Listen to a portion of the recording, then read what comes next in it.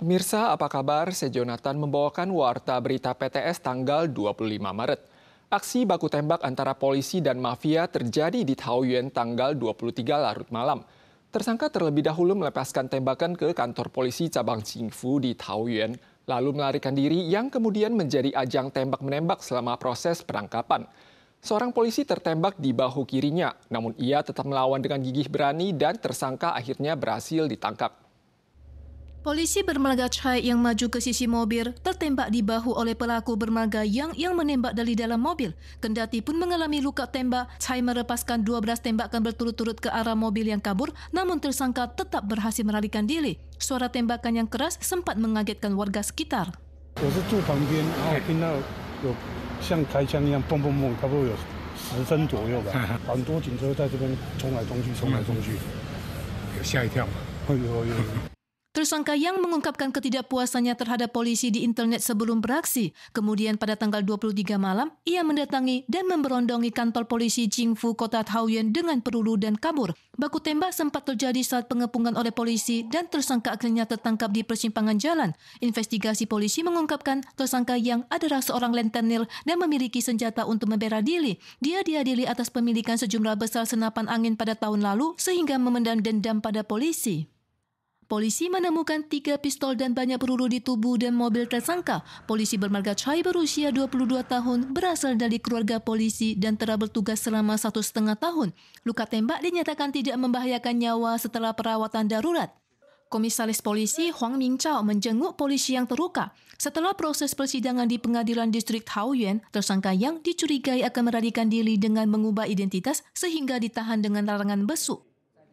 Ledakan terjadi di sebuah pabrik aluminium di Kaohsiung pada Sabtu pagi, menewaskan 2 orang dan melukai 6 lainnya. Kedua korban tewas adalah PMA Thailand. Dari apa yang diketahui, saat itu pabrik sedang mengisi cetakan. Namun sistem kendali menunjukkan anomali di mana kapasitas cairan pendingin tidak mencukupi sehingga menimbulkan ledakan.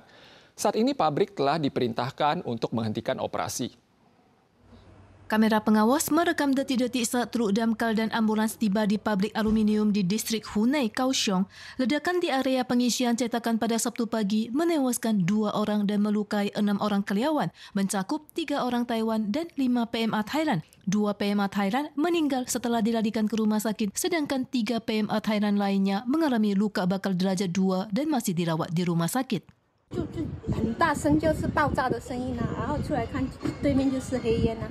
Pemkot segera mengaktifkan mekanisme penanggulangan darurat dengan melarikan korban ke rumah sakit di Kaohsiung dan Tainan. Penyebab ledakan diduga karena tidak berfungsinya pengendali volume air pabrik yang menyebabkan sejumlah cairan aluminium bocor dan meledak. Unit pengawas ketenagakerjaan MOL telah memerintahkan pabrik untuk berhenti beroperasi. 勒令现场立即停工，针对雇主违反职业安全卫生法第6条第1项规定，处以最高罚款30万元。 Pelaku usaha meminta maaf atas insiden ini dan berkomitmen akan membantu penyelidikan dan memikul tanggung jawab.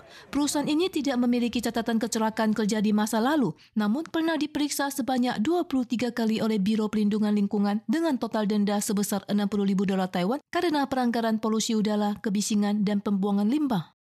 Sebuah maskapai penerbangan LCC Thai Lion Air awalnya dijadwalkan berangkat dari Bandara Narita di Jepang menuju Bandara Taoyuan hari Sabtu lalu pada pukul 8.25 malam. Tak disangka sesaat menjelang keberangkatan, kaca kokpit terbentur oleh jembatan udara sehingga penerbangan terpaksa dibatalkan. Saat itu ada banyak penumpang Taiwan yang terlantar di bandara semalaman sehingga memicu ketidakpuasan di antara kalangan penumpang. Maskapai penerbangan Thai Lion Air dengan nomor penerbangan SL395 semula dijadwalkan berangkat dari Bandara Narita Tokyo menuju Bandara Taoyuan tanggal 23 malam. Tak disangka menjelang keberangkatan, kaca kokpit terbentur jembatan udara sehingga menyebabkan penerbangan dibatalkan. Berhubung Bandara Narita menerapkan protokol jam malam, banyak penumpang Taiwan terlantar di lantai pertama bandara tanpa makanan dan tidak dapat mengisi daya ponsel mereka. Selain itu, bus antarjemput ke perkotaan juga telah berhenti. Yayasan Konsumen Taiwan menyarankan, sebelum berangkat ke luar negeri, penumpang sebaiknya mengambil asuransi ketidaknyamanan perjalanan untuk memencarkan resiko dan kerugian.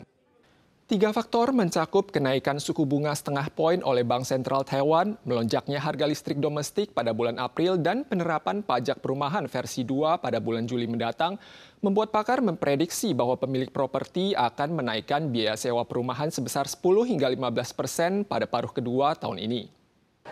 Dalam rangka menekan laju inflasi dalam negeri, Bank Sentral Taiwan mengumumkan kenaikan suku bunga setengah poin tanggal 21.